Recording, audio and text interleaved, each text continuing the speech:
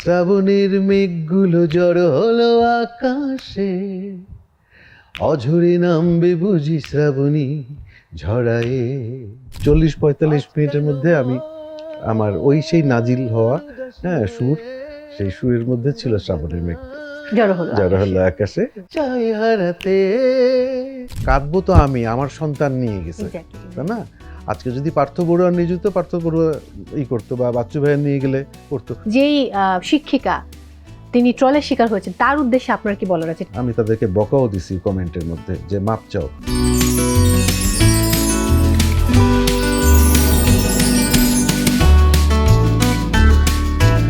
শ্রাবণের মেঘগুলো জড়ো হলো আকাশে, এই গান এবং এই গানকে কেন্দ্র করে চারপাশে অনেক আলোড়ন। আমরা সবাই জানি যে সিলেটের একটি সরকারি প্রাথমিক বিদ্যালয়ের প্রধান শিক্ষিকা, এই গানটাকে নিয়ে তার পেছনে অনেক রকম কথা হচ্ছে, অনেকে নেতিবাচক মন্তব্য করেছেন, কিন্তু সেই নেতিবাচক মন্তব্যের প্রতিবাদ স্বরূপ অনেকেই কিন্তু আবার পুনরায় ভালোবাসার গানটিকে ব্যবহার করছেন, কেউ হয়তো ছবিতে, কেউ ভিডিওতে, কেউ বা বিশেষ মুহূর্তে এই গানটি ব্যবহার করছেন। তবে এই গানের পেছনের যে গল্প, সেই গল্প আমি নানা পত্রিকায় নানানভাবে পড়ছিলাম। কেউ কেউ বলছেন এই গানটিও শ্রাবণের কোনো এক রাতে লেখা, জানালার পাশে বসে লিখছিলেন সেই 1987-র কথা। কিন্তু অনেক রকম গল্পের ভিড়ে সত্য গল্প জানার চেষ্টা করেছি আমরা প্রথম আলো। যাকে আমন্ত্রণ জানিয়েছি, তিনি আসলে এই গানের স্রষ্টা, তিনি এই গানের সুরকার, একই সঙ্গে গীতিকবি। তার মানে গানটি তার, এবং সেই গান কিভাবে সবার কাছে পৌঁছলো সেই গল্পই আজকে আমরা জানার চেষ্টা করব। আমি আজকে এমন একজনকে আমন্ত্রণ জানিয়েছি যিনি শুধু এই গান নয়, আরও অসংখ্য জনপ্রিয় গান আমাদেরকে উপহার দিয়েছেন। আমরা সবাই জানি পপ সম্রাট আজম খানের জন্য তিনি প্রায় 50-এর অধিক গান লিখেছেন। নগরবাউল জেমসের জন্য তিনি অসংখ্য গান লিখেছেন। তিনি একই সাথে একটু যদি বন্ধু তুমি কই সেই গানের কথা বলি, সেই গান কিন্তু আমাদের সবার মুখে মুখে, বেবি নাজনীনের গাওয়া গান, সেই গানও তার অমর সৃষ্টি। একই সাথে আরও অনেক গানের কথা বলা যাবে। দর্শক, সেই কথাগুলো না হয় আমরা গল্পে গল্পে বলবো। আমাদের সঙ্গে এই মুহূর্তে যিনি রয়েছেন, তিনি গীতিকার, সুরকার, অত্যন্ত শ্রদ্ধার আশরাফ বাবু। কেমন আছেন? আলহামদুলিল্লাহ, ভালো আছি। আপনার কেমন সময় যাচ্ছে? এই যে এত এত সিনেমার গল্প শুনছি আমরা, মানে গানকে কেন্দ্র করে, গানের সৃষ্টিকে কেন্দ্র করে নানা রকম গল্প, মুখরোচক গল্প আমরা শুনতে পাচ্ছি। তো আপনার কাছ থেকে সত্যি গল্পটাই আজকে আমরা জানতে চাই। আচ্ছা, প্রথমে আমি যে শিক্ষিকাকে নিয়ে যে ট্রল বা বুলিং হচ্ছে, তাকে সম্মান জানিয়ে কিন্তু আমি আমার কথা আরম্ভ করব। নিশ্চয়ই। আজকে তার এই কারণেই কিন্তু আমার এখানে আসা। হ্যাঁ, এবং নতুন করে বলার সুযোগটা হচ্ছে। নতুন করে বলার সুযোগ। যদিও চার দশক ধরে আমি এই ইন্ডাস্ট্রিতে কাজ করে আসছি, টুকটাক বিভিন্ন জায়গায় গিয়েছি, কিন্তু আমার কাছে এই জায়গাটা কিন্তু একটা বিশ্বস্ততার জায়গা, বিশেষ করে এই প্রথম আলো। এটা আমি সহ আমার দেশের সবাই এই আলোকে পছন্দ করে। তো এই আলোর আলোকে আমি আজকে কিছু কথা বলতে চাই। এই গান সম্বন্ধে কিন্তু অনেকেই জানে না, জানে না যে কে গেয়েছে, মূল গায়ক কে সুর করেছে। আমাকে তো চিনেই না। আমি যদি আজকে নায়ক টায়ক হইতাম তাহলে চিনতো আর কি। আমি তো সাধারণ মানুষ, আমি হেঁটে গেলেও কেউ চেনে না, তো স্বাভাবিক আর কি। এটা গানটাকে চিনে, গানের নাম যখন হয় তখন মানুষ বলে আচ্ছা আচ্ছা এই গান, তখন একটু অবাক হয়ে যায়। তো এই গানের অনেক গল্প। এখন কোন দিক দিয়ে আমি বলতে চাই সেটা হচ্ছে আপনার কাছ থেকে জানা। আমি জানতে চাই এটা কি 1987, এবং যেটা বলা হচ্ছে যে 88-র দিকে, 87 শেষে 88 শুরুতে, তাহলে কিভাবে এটা আসলে শ্রাবণের কোনো রাতে লেখা? আসলে কি শ্রাবণের রাতে লিখেছিলেন? এখন কিন্তু শ্রাবণ মাসই চলছে। হ্যাঁ, তখনও শ্রাবণ ছিল। তো এই গানের লেখার পিছনে অনেক কথা, মানে কেন এই গানটা আসলো, আর কোনো গান আছে কিনা বা এরকম তো থাকতে পারে। তো এই রেশ ধরেই আমি বলি যেটা, যে আমি ছোট থেকে গান লিখতাম। ছোট থেকে মিনস হচ্ছে 82, 80 এসব জায়গা থেকে টুকটাক করে গানটান মানে মাথায় আসতো। আমি কোনো ইনস্ট্রুমেন্ট বাজাতে পারতাম না, কোনো গান শিখিও নাই, কোনো কিছু নাই। আমার বাসায় আমার বড় ভাই, আমার বাবা, আমার বোনরা গান করতো হারমোনিয়ামে। এই শুনে শুনেই কিন্তু আমার বড় হওয়া। তো আমার স্কুল লাইফে আমি এরকম টুকটাক নিজে নিজে মন গড়া গান টান করে স্কুলের বড় ভাইদেরকে আমি শোনাতাম। তারা করতো কি, আমাকে মাঠের মাঝখানে বসায় দিয়ে স্কুল শেষে তারা গোল করে বসতো, ক্লাস 10-এর বড় ভাই 9-10-এর, তখন আমি গান করতাম বিভিন্ন। আচ্ছা, তো 82-83-র দিকে আমি দৃষ্টি প্রদীপ গানটা করি, তাদেরকে শোনাই। দৃষ্টি প্রদীপ জেলে খুঁজেছি তোমায়, এই গানটা আমি ওই টাইমে করি। তার পাশাপাশি আবার স্বর্ণলতা একটা গান আসে, সেই গানটাও ওই সময়ের দিকে করা। তো আমার ম্যাট্রিকটা হচ্ছে 84 এবং 85 দুটাই। আচ্ছা। তো ইমপ্রুভমেন্ট ছিল আর কি 85 এই। তো আমি স্কুল লাইফেই কাটিয়েছি 85 পর্যন্ত। দেন তারপরে কলেজ লাইফে উঠলাম। তো এর মধ্যে অসংখ্য গান, কিন্তু আমি কখনো খাতা মেনটেন করতাম না। আচ্ছা। মানে যে একটা খাতা থাকতো গান লেখার, এরকম কোনো কিছু ছিল না আমার। সাদা কাগজে তো লিখতেই পারতাম না, মনে হতো যে পরীক্ষা দিচ্ছি বোধহয়, ভয় লাগতো। তো যার কারণে পুরানো ঠোঙ্গা এগুলা, তো বাবা আবার স্টার সিগারেট বা কিছু একটা খাইতো, ওই প্যাকেটের মধ্যে টুকটাক লিখে রাখতাম শব্দগুলো আর কি, যে শব্দগুলো আর কি পরে সুর করতে গেলে যেন মনে হয়। আর আগে সুরই আসতো, কখনো লেখা আসতো না। আগে একটা সুর মাথায় আসলে তখন সেটাকে একটা আমি লিখে রাখতাম, মানে সুরটা আমার নাজিল হতো সোজা কথা। তো এইভাবেই টিউন করতাম। ম্যাট্রিকের পরে শুরু হলো দৌড়ানি, কোথায় যাব, গান করব, কোথায় ই করবো। উদিচি ছিল আমাদের ওখানে, উদিচিতে ঢুকলাম, ওখানে ঢুকলাম, ওদের সাথে গণসঙ্গীত করলাম, এইভাবেই কেটে যাচ্ছে। আস্তে আস্তে চিন্তা করলাম যে একটা ব্যান্ডে যাই, একটা ব্যান্ড, হ্যাঁ, দেখি যে কোনটাই কাজ করা যায়। এভাবে করতে করতে কলেজের একটা জীবন চলতেছে আমার।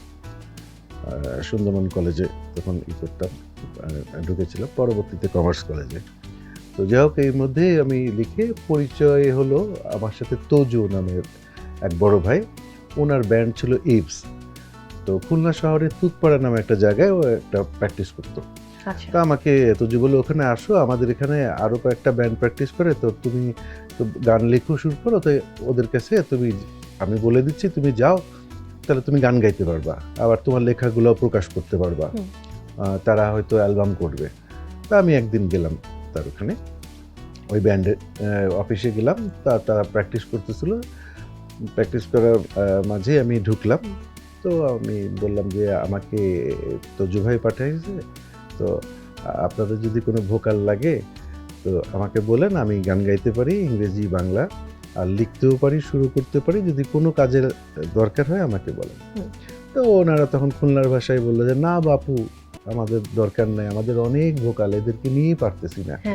হ্যাঁ, সেই ভোকালগুলো কারা, পরে জানতে পারলাম যে সেখানে ছিল মেজবা, সেখানে ছিল পিয়াল, হ্যাঁ, জিয়াল হাসান পিয়াল, সেখানে ছিল বর্তমান ব্যান্ড সিম্ফনির মনি, তারপরে খুলনা শহরে আরেকজন আজম খানের গান করতো, পান্নি নামে, উনি আজম খানের ভয়েস কপি করে গান করতো, ওনারা ছিল। ওনারা ওই রিপল ট্র্যাক নামে একটা ব্যান্ড ছিল, সেটাতে ওনারা প্র্যাকটিস করতো গান।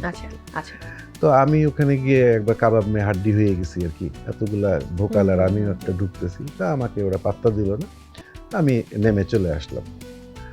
তারপরে কিছুদিন যেতে যেতে আমাকে কল করলো ওই ব্যান্ডেরই একজন গিটারিস্ট, সে গিটার বাজায়, কিন্তু ওই দিন উনি ছিলেন না। তো উনি আমাকে বললেন যে তুমি শুনলাম তুমি গান লিখে শুরু করো, তো একটা কাজ করো, আমাকে তুমি গান দিতে পারো। তুমি কোথায় পড়ো? আমি ফার্স্ট ইয়ারে ভর্তি হয়েছি কমার্স কলেজে, খুবই ছোট। তো বললো যে আমি তোমার সিনিয়র, হ্যাঁ, তো তুমি কমার্সের, তো স্ট্যাটিস্টিক্সটা আমি তোমাকে পড়াবো, আর তুমি তার পরিবর্তে তুমি আমাকে গান লিখে দিবা, শুরু করে দিবা, আমি গান লিখতে শুরু করতে পারি না। তা কয়েকদিন গেলাম ওনার বাসায়, ওনার সাথে কদিন সময় টময় কাটছে। নাম থেকে আমরা জানতে পারবো? ওনার নাম বলি, উনি ভালো মান্নাদের গান করতো, হ্যাঁ, আরো ভালো ভালো গান করতো, ইস্তিয়াক ভাইয়ের গানগুলো করতো, খুব সুন্দর, হ্যাঁ, মানে ভয়েসটা ডিফারেন্ট। আচ্ছা। মানে খুলনা শহরে অবস্কিউর আমাদের টিপুর ভয়েস একরকম, যার সাথে কাউরিরই মিলে না, অন্য টাইপের। তারপরে এই যে এই আমি যার কথা বলছি, তারও গলা একবারে ডিফারেন্ট। তারপরে এখন যে মেজবা আমাদের, ওরও ভয়েস কিন্তু কাউরির, মানে সবই আলাদা আর কি। তো যার কারণে আর কি একটা সিগনেচার কাজ করে ভিতরে। তো আমি তাকে কদিন তার সাথে মেলামেশা করে তার গান শুনলাম, তাকে বুঝলাম আর কি, যে কীরকম ভয়েস, কীরকম থ্রোয়িং, কতটা পরিশীলিত তারই, হ্যাঁ, সেটা আমার মানে অবচেতন মনে আমি তাকে ধারণ করলাম যে তাকে এরকম গান দিলে হয়তো ভালো গাইতে পারবে সে। তো ওই ছোটবেলায় যে মা আমাকে একটা চৈতে দিছিল, আমরা খুলনার ভাষায় বলি, এটা খাতা আর কি, হ্যাঁ, ওর মধ্যে টুকটাক লিখে রাখতাম। তো ওইটা ওনাকে দিলাম যে এখানে কিছু গান লেখা আছে, আপনি এটা দেখতে পারেন। আস্তে আস্তে আপনি থেকে আবার তুমি হয়ে গেল আর কি, বড় ভাইয়ের কাছাকাছি বন্ধুর মতো। তো আমি দেওয়ার পরে উনি কয়েকটা গান পছন্দ করলো, তো বললো যে এগুলোতে লেখা পছন্দ, আমাকে সুর যখন দিবা তখন সুর করে দিবা, এসে তুলে দিবা। এভাবে সময়টা যাচ্ছে, যেতে যেতে তো আমাকে ওনার নাম বলি, ওনার নাম অনেকক্ষণ আমি বলি নাই, জানা দরকার। ওনার নাম হচ্ছে আলী আহমেদ বাবু। আচ্ছা, আমি এমনটা শুনেছিলাম যে উনি বোধহয় প্রথম এই গানটি করেছিলেন, শ্রাবণের মেঘগুলো জড়ো হলো রাইট, আকাশে। উনিই করেছিলেন, ওনাকেই গানগুলো দেওয়া। তো উনি ওই খাতার থেকে আমার 3টা গান পছন্দ করেছিল। 3টা গানের মধ্যে পছন্দ করলো, আরো অনেক গান ছিল তার মধ্যে। উনি পছন্দ করলো হচ্ছে বৃষ্টি প্রদীপ জেলে খুঁজে চিতু ভাই, তারপর স্বর্ণলতা একটা গান ছিল আচ্ছা, সেটা, আর তারপরে রাজনীতি নিয়ে আমি কিছু গান লিখছিলাম। কারণ ওই টাইমে আমি যখন কলেজে উঠি তখন শুনতেছি যে খুলনা শহরে কোনো ভার্সিটিই নাই। তো সেই থ্রুতে আমার মাথায় একটা আসলো, যদি আমি একটু গানের মধ্যে কোথাও লিখি, খুলনায় এই নাই ওই নাই, এইগুলা দিয়ে যদি এটা কিছু গান করি। তারপরে রাজনীতির একটা যাদের ক্যারেক্টার, যারা রাজনীতিক যারা, রাজনীতিবিদ যারা, তাদের ক্যারেক্টার সম্বন্ধে যদি কিছু লিখতে পারি তাহলে একটু আলাদা হবে।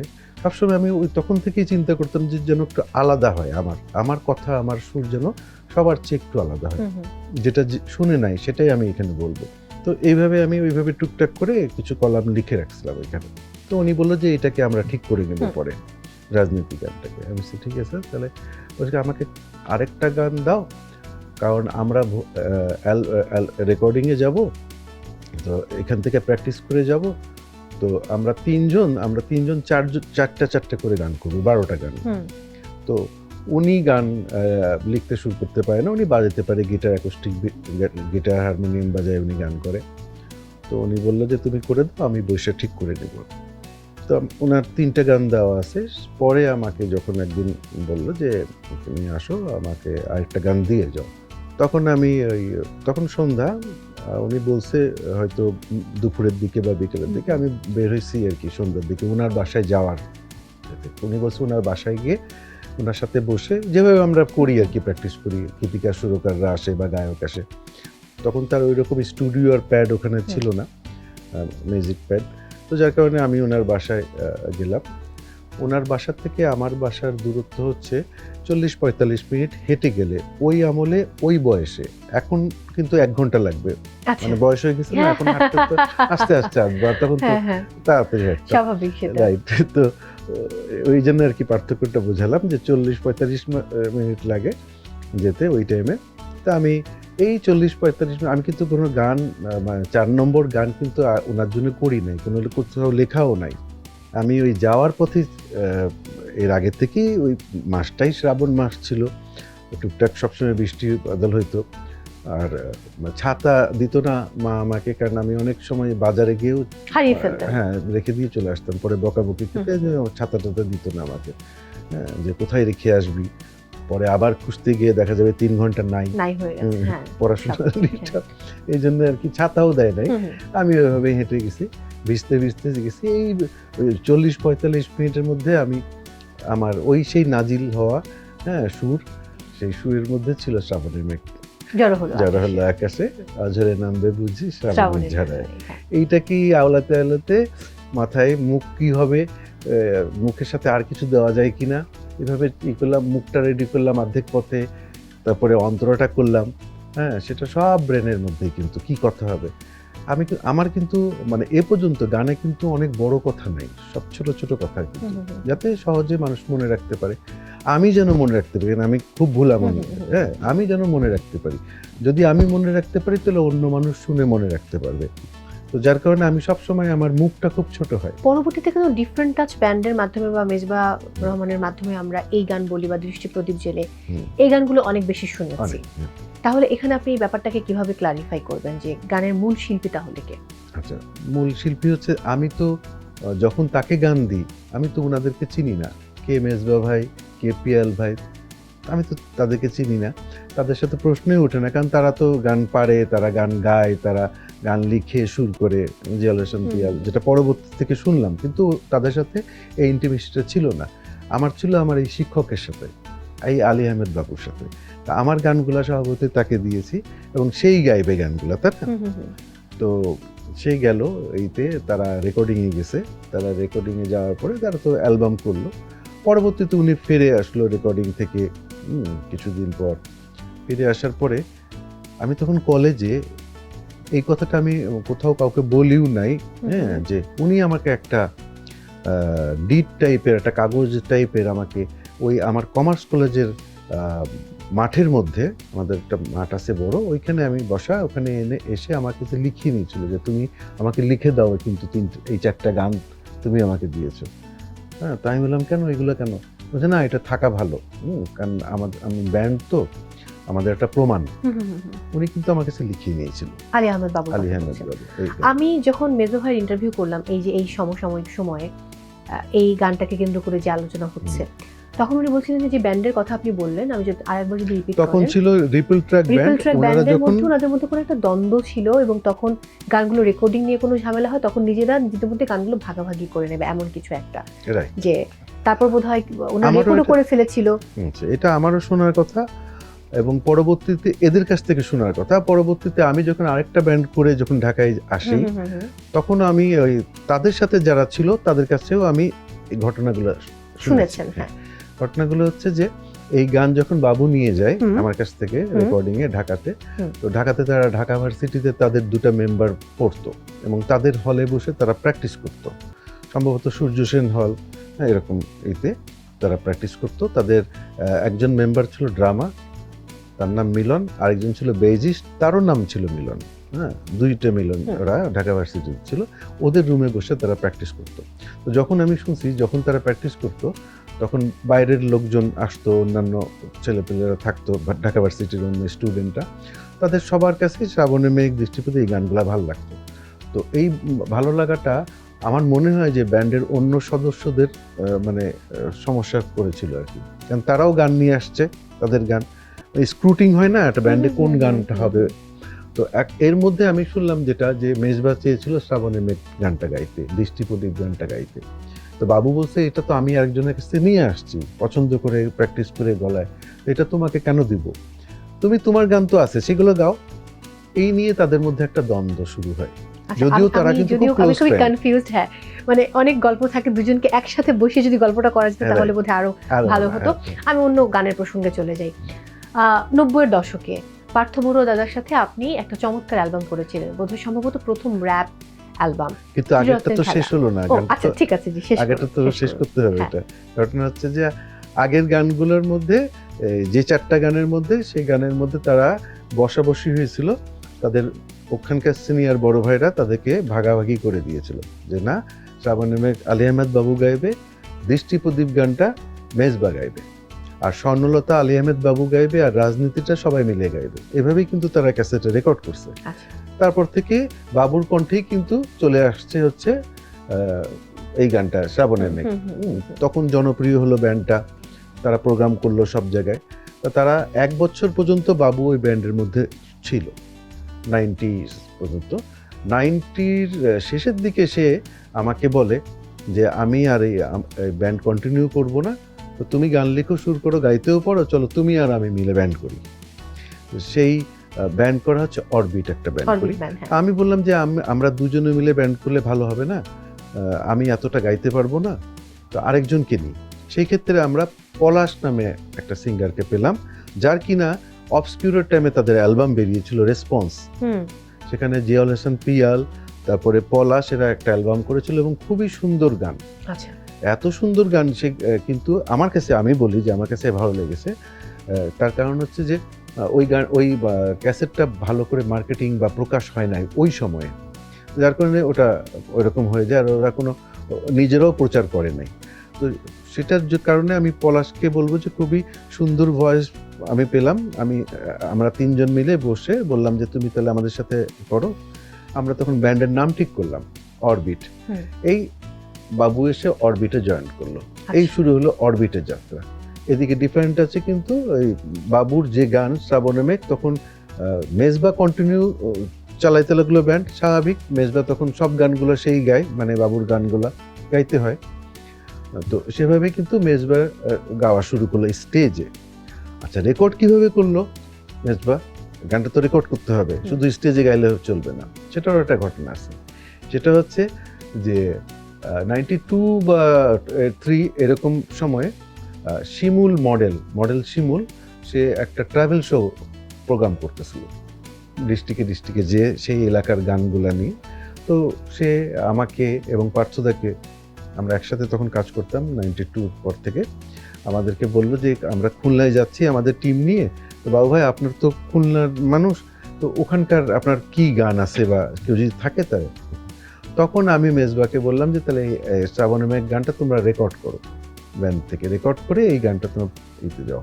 তখন তারা ওই ট্র্যাকটা এসআই টুটুলকে দিয়ে রেকর্ড করে ট্র্যাকটা করে তারপর ওটাতে ভয়েস দিয়ে এই যে আমরা যেটা শুনি এখন মেজবা অলরেডি ইউটিউব বিভিন্ন জায়গায়, সেই গানটাই কিন্তু হচ্ছে এইটা। আর পাশাপাশি কিন্তু বাবুর গানও কিন্তু যারা পরবর্তীতে ওই ইউটিউবে তুলেছিল এই গানটাও কিন্তু আছে, দুটা গানই আছে এর মধ্যে। আচ্ছা আচ্ছা, থ্যাংক ইউ সো মাচ। এই গল্পটা আমাদের সবার জানা ছিল না। এবার আপনার কণ্ঠে আমি গানটা শুনে একটা ব্রেকে যাব, কারণ এক গান নিয়ে আমরা পুরো প্রথম পার্ট শেষ করে ফেলেছি। তো গানটা একবার শুনবো, তারপরে আমি একটু ব্রেকে যাব। যদিও গান ওই টাইমে আমি গাইনি, হ্যাঁ আমিও কাভার, মেজবাও কাভার কাভার সং, তাতে ওইভাবে মেনে নিতে হবে, কারণ বাবুর ভয়েসের মতন আমার ভয়েস হবে না, মেজবার ভয়েসের মতন আমারটা হবে না, আমারটা আমার মতন হবে। আপনি আপনার মতো করেই গান। শ্রাবণের মেঘগুলো জড়ো হলো আকাশে, অঝরে নামবে বুঝি শ্রাবণী ঝরায়ে।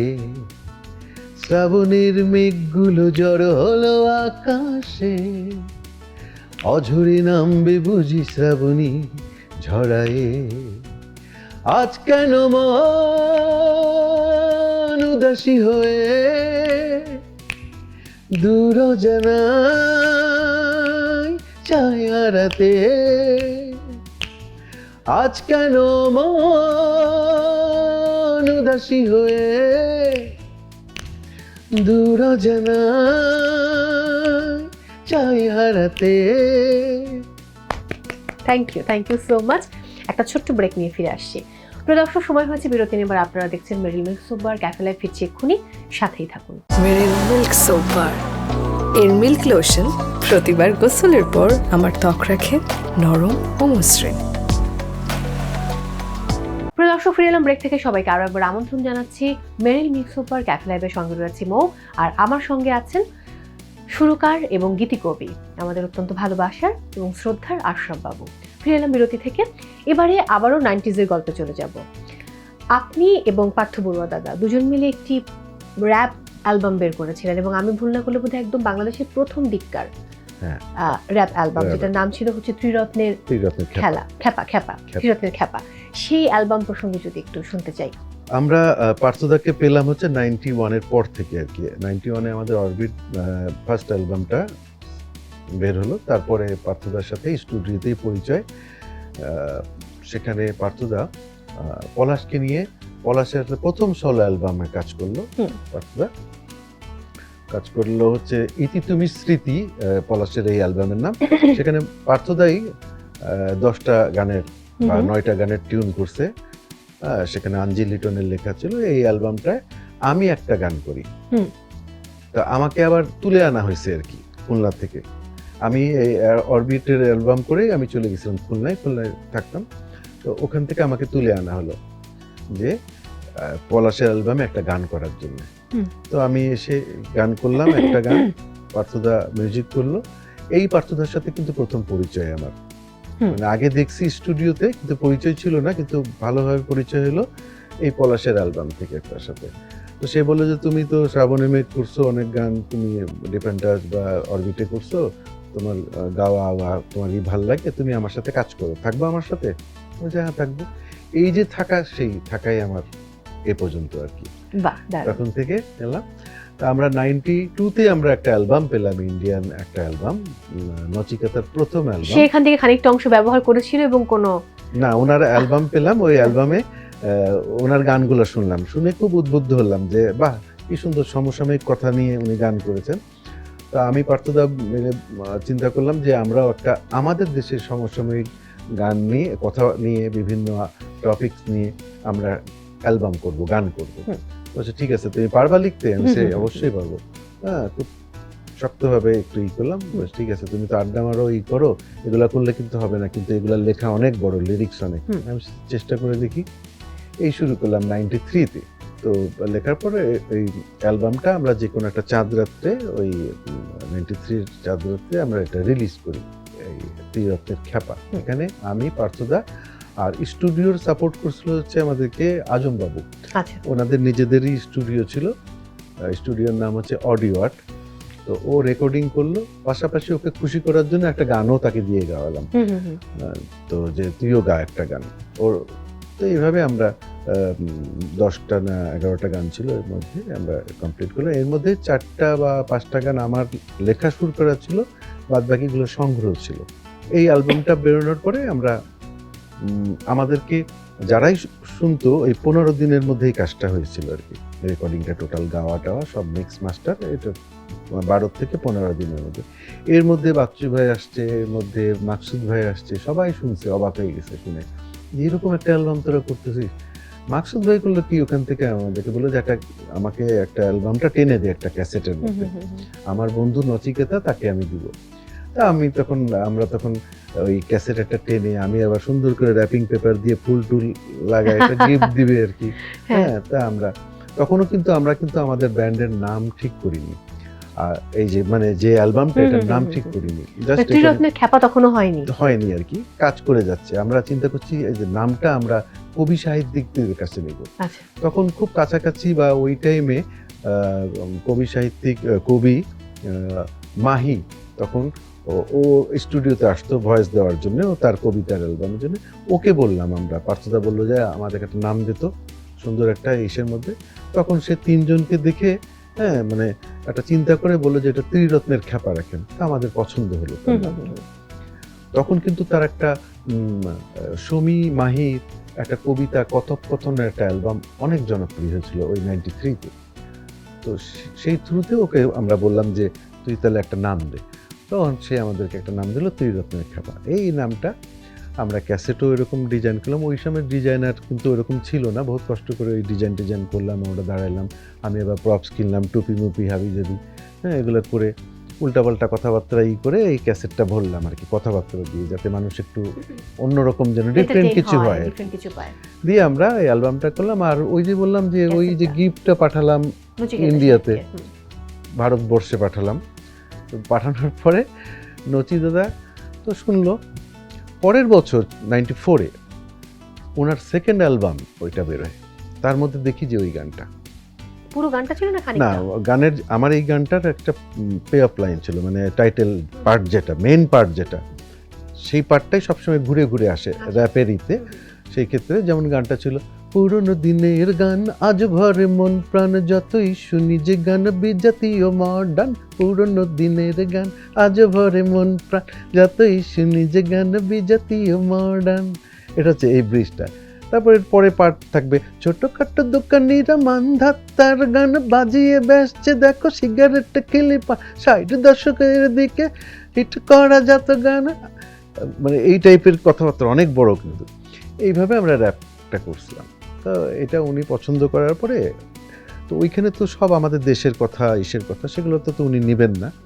উনি ওই লাইনটা নিয়ে ওনাদের গান মানে কথাবার্তা ইউজ করে সেটাকে একটু ঢোল তাবলা দিয়ে আরও জমজমাট করছে, করে উনি ছাড়ছে মার্কেটে। তো আমরা শোনার পরে মাকসুদ ভাইকেও জিজ্ঞেস করছি যে উনি তো আমাদেরকে না জেনেই করছে, বলছে ঠিক আছে আমি বলে দিব দেরি করতে। তো আমাকে একবার বলছিল মাকসুদ ভাই, আমি ওনার পাইছি, ওই যে ওনাদের একটা পত্রিকা আছে খুব নাম করা, আনন্দবাজার। তো আমি নিউ মার্কেটে গিয়ে খুঁজলাম, খুঁজে দেখি যে উনি লিখছে একটা জায়গায় যে বাংলাদেশের 3 তরুণের গান থেকে এই গানটা সংগ্রহ করেছি, শুধু এইটুক কথা। আর আমাদের নাম, আমাদের অ্যালবামের নাম কিছুই নেই, শুধু বাংলাদেশের 3 তরুণের থেকে। তো এটাও আমি জানাইছিলাম মাকসুদ ভাইকে যে উনি কেন এটা বলছে, তো আসবে, তো দেশে আসলে দেশের থেকে করায়নি। তো উনি আসছিলও দেশে, এসে আমাদের ঢাকার শান্তিনগরে হোয়াইট হাউস হোটেলে উঠছিল। আমি পার্থদাকে নিয়ে গেছিলাম ওনার সাথে দেখা করার জন্য, কিন্তু উনি আমাদের সাথে দেখা করেনি, চলে গেছিলো, অ্যাভয়েড করছিল আমাদেরকে। সোজা কথা, এখনো পর্যন্ত ওনার সাথে আমার কোনো দেখা হয় নাই। আমাদের পার্থদার দেখা হয়েছে, তাদের সাথে ফ্রেন্ডশিপও হয়েছে, আমাদের অনেক আর্টিস্টের সাথে বাবা ছেলের সম্পর্ক হয়েছে, মা মেয়ের, মানে সব কিছুই সম্পর্ক হয়েছে, কিন্তু আমার সাথে হয় নাই। কিন্তু আমার গান সে গাইছে এবং লক্ষ লক্ষ ভিউ তার, যেটা আমরা পাবো না, কারণ ভারতবর্ষ তো অনেক বিশাল ব্যাপার, তো তাদের তো হবে। কিন্তু গানটা তো আমার, মানে কাঁদবো তো আমি, আমার সন্তান নিয়ে গেছে, তাই না? আজকে যদি পার্থ বড়ুয়া নিয়ে যেত, পার্থ বড়ুয়া করতো, বা বাচ্চু ভাইয়া নিয়ে গেলে করতো। উনি তো নিচে আমাদের বাংলাদেশ থেকে গান অনেকগুলাই নিয়ে করছে, সবার সাথেই তার একটা হিস হয়েছিল ওই টাইমে। যাই হোক, তো আমি অনেক জায়গায় বলেছি যে দাদাকে সম্মান করি, উনি আমাদের বাংলাদেশের ছেলে, আমি ছোট মানুষ, ছোট ছোট আমাদের কাজকর্ম এখানে, তা আমাদেরকে একটু উৎসাহ দিলে তো আমরা আরো ভালো কিছু পারি, কারণ আমরা তো বাঙালি। এবার চলে আসি এক পশলা বৃষ্টি এবং বসন্ত ছুঁয়েছে, কুমার বিশ্বজিতের গাওয়া গান। এই গান সম্পর্কে যদি ছোট্ট করে একটু জানতে চাই। এই দুটো না, আরো কটা গান আরো ছিল। অনেকগুলো গান হ্যাঁ, ছিল। তো আমি দুটো গানের কথা বলি। আমার প্রথম গান ছিল যদি হই বন্দি আমি, এটার আমার সুর করা এবং আমার লেখাও ছিল। পরবর্তীতে ওই লেখা এডিট করার জন্য রিন্টু ভাই সহযোগিতা করে ওনার নাম দিয়েছে। আর সেকেন্ড হচ্ছে বসন্ত ছিঁড়েছে আমাকে। এই গানটা আমি আর পার্থদা মিলে করি, আমার লেখা, পার্থদার সুর। এটা মগবাজারে বসেই লেখা, তখন দাদা আমাদের মগবাজারেই থাকতেন। তো এই গানটা বিশুদা প্রায় 3-4 বার ভয়েস দিয়ে, কারণ উনি যে টাইপের গান করেন এই গানটা একটু ডিফারেন্ট, একটু অন্য ধাঁচের গান, তাই ওনার গাইতে একটু সময় লাগছে, কিন্তু উনি পারফেক্ট গেয়ে তিনি মানে জয় করেছেন। অন্যদিকে যদি পপ সম্রাট আজম খানের কথা বলি, তার জন্য আপনি 50-এর অধিক গান লিখেছেন। রাইট। আজম ভাই, ঘটনা হয়েছে যে উনি যখন শেষ অ্যালবাম করলো, বোধহয় মিন্টু ভাইয়ের অ্যালবাম শেষ করছে, অনামিকা চুপ চুপ চুপ, এই অ্যালবামটা, তারপরে 4 বছর ওনার গ্যাপ ছিল। এই 4 বছর উনি অসুস্থ ছিল, উনি বাসায় থাকতো। সেক্ষেত্রে আমার বন্ধু জিয়াল হোসেন পিয়াল, আমি আর পিয়াল মিলে আমরা তার বাসায় যেতাম, তাকে অনেক ব্যায়াম করাতাম, অনেক সময় ব্যয় করতাম, দিয়ে আমরা ওনার কাছ থেকে 3 থেকে 4টা অ্যালবামের কাজ করি। তার মধ্যে 3টা অ্যালবাম ইউসুফ ইলেকট্রনিক্স, একটা সঙ্গীতা আর একটা সিডি সাউন্ড অ্যালবাম, 12টা করে গান ছিল। এই জন্যই বলি যে 50-এর অধিক গান, আর মিক্স ক্যাসেটে কিছু গান ছিল আর কি। লাল শাড়ি গানটা অরবিটের কিন্তু একটা অন্যতম উল্লেখযোগ্য গান। রাইট। তো সেই গানের সৃষ্টি নিয়ে যদি ছোট্ট করে একটু গল্প বলেন। এটা আমার বাসার পাশে একটা বহুতলা ভবন উঠছিল, তখন আমি স্কুলে পড়ি, স্কুলে যাই। সেই ভবনের কাজ করছিল হচ্ছে নোয়াখালী বা সামথিং কোনো এলাকার আর কি কর্মীরা এসে পোল্ডার করতো, মাটিতে পোল্ডার করতো। তো তারা একটা সুর বলতো যে ছাদ ভাঙানি যেরকম গান থাকে, এটাও এরকম, ওরা অনেক কজন মিলে টান মারতো, হেইয়া এরকম বলতো। তো ওরা একটা সব মানে একটা পংক্তি ইউজ করতো, সেটা ওই লাল শাড়ি রে হেইয়া, ওই লাল শাড়ি এরকম। তো এইটা আমার কানের ছিল তখন থেকে। তো আমি যখন অরবিটের শেষ গানটা করতে যাই, তখন এই ছন্দটা আমার মাথায় আসে, এইটা দিয়ে কিছু হয় কিনা। তো পরবর্তীতে এটা দিয়ে গান তৈরি করলাম। গান তৈরি করার পরে মিউজিকও করলাম। এই মিউজিকটা আমি চেয়েছিলাম যে মানে তখন নাম শুনতাম মানাম ভাইকে দিয়ে আমি বাজাবো। হ্যাঁ, মানাম আহমেদ কি বাজাবো, উনি বাংলাদেশের সবচেয়ে ভালো কিবোর্ডিস্ট। এটা আমাদের সাথে তখন সহযোগিতা করেছিল অনেকেই। উইনিংয়ের চন্দন, উইনিংয়ের চন্দন কিন্তু ডিফারেন্ট আছে, যে শ্রাবণী মেঘের গানটা। উইনিং ব্যান্ড তো সেই খুলনারই? না, ঢাকার ব্যান্ড। ঢাকার ব্যান্ড। খুলনার অনেকেই তো উইনিং ব্যান্ডে ছিলেন। না, উইনিং ব্যান্ডে সবাই ঢাকারই ছিলেন। ওনারা মেজবা তো বোধহয় উইনিং ব্যান্ডে ছিলেন। না, উনি প্রথম মেজবার, এই ডিফারেন্ট টাচ ব্যান্ড। মেজবার আগে কোনো ব্যান্ড ছিল না। আচ্ছা। তো উইনিং ব্যান্ডের ওই চন্দনই কিন্তু ওই শ্রাবণী মেঘের গিটার ওর প্লে করা। যেটা বলছিলাম যে উইনিং আমাদেরকে হেল্প করছে অরবিট ব্যান্ডে, তারা করতো। তো আমরা ওই লাল শাড়ি গানটা মানাম ভাইয়ের, আমাকে বলা হয়েছিল মানাম ভাইকে নিয়ে আসো বাসা থেকে। যে তা আমি মানাম ভাইরা 3 ভাই দেখতে একই রকম, পরিষ্কার। তো আমি ওনাদের বাসায় গিয়ে মানাম ভাইকে চিনতাম না, পরে ওনার ছোট ভাইকে নিয়ে চলে আসছিলাম মানাম মনে করে। পরে এসে সবাই আমাকে বললো উনি তো মানাম না, উনি তো ওনার ছোট ভাই। হ্যাঁ, তা আমি খুব বোকা হয়ে গেলাম। আচ্ছা ঠিক আছে, যখন নিয়ে আসছি উনি হচ্ছে সায়াম ভাই, তো ওনাকে দিয়ে আমি লাল শাড়িটা প্লে করলাম। আচ্ছা। এবং ওই গানটাই তখন, আর লাল শাড়ি গানটা কিন্তু পলাশ গাইতে চাই নাই, বলছে এই শাড়িটারি নিয়ে আমি গান করবো না। হ্যাঁ, আমি মেলোডি গান। তার জন্য কিন্তু এই গানটা কতটা সিগনেচার গান। সে কয়েকবার পালা গেছে স্টুডিও থেকে, পরে ধরে এনে তাকে কিন্তু গাওয়া হয়েছে এই লাল শাড়ি গানটা। দারুণ। আবার যদি একটু আমি এই প্রজন্মের শিল্পীর কথায় আসি, নিশিতা বড়ুয়া, তার প্রথম মৌলিক গানও কিন্তু আপনার লেখা। রংধনু ভালো লাগে, নীলাকাশ ভালো লাগে, মেঘে ঢাকা চাঁদ। হ্যাঁ, পার্থদা তখন কাজ করতো ক্লোজ আপে। আমরাও লাইন যাচ্ছিলাম, তোমাকে খুঁজছে বাংলাদেশ, আমরাও ওই বিভিন্ন ডিস্ট্রিক্টে যেতাম, করতাম, অডিশন নিতাম। হ্যাঁ, অডিশন নিতাম। আমাকে বলে একটা মেয়ে ভালো করছে, তুমি কার গান করবা এখানে? তাই আমি আপনি বলেন কার গান। তো বললো যে নিশিতা নামে একটা মেয়ে, তুমি একটা গান লিখে দাও। তো আমি তখন বাসায়, আর উনি তখন ওনার স্টুডিওতে। আমি তখন ফোনে মানে তাকে আমার লিরিক্সটা দিই। তো উনি বলে কি রংধনু মংধনু এগুলো দিয়ে। আমি সে করেন না, ভালো লাগবে, প্রকৃতি প্রেম নিয়ে একটা গান করি। তো আমি গান করলাম, কেমন সুরটা হবে। আমি সেই রকম আমি বসি একসাথে, এই সুর নিয়ে একটু আলোচনা করতে করতে আমি আবার ওনার কাছে গেলাম, দেখি গানটা হয়ে গেছে। পরে ওকে দিয়ে তুলাইছে, তখনও কিন্তু ওকে আমি দেখিনি, কিন্তু মানে নিশিতাকে গান করতে আমি দেখিনি, মানে গাওয়াটা আমি জানি না ওর কীরকম। পরে পার্থিত আমাকে ডাক দিল যে আসো তো, দেখো তো ও ওই গানটা তুলছে কেমন লাগে। তখন দেখলাম যে না, সবার চেয়ে আলাদা। ক্লোজ আপে যেসব তার ভয়েসটা একদমই আলাদা, একবারে আলাদা এবং অন্যরকম লাগতেছে। আমি বললাম দেখেন, হয়তো একে কেউ নিবে না, আর হয়তো নিলে অন্য দিকে যাবে সে, হ্যাঁ, মানে এমনভাবে নিবে যে হিট হয়ে যাবে এরকম কিছু আর কি।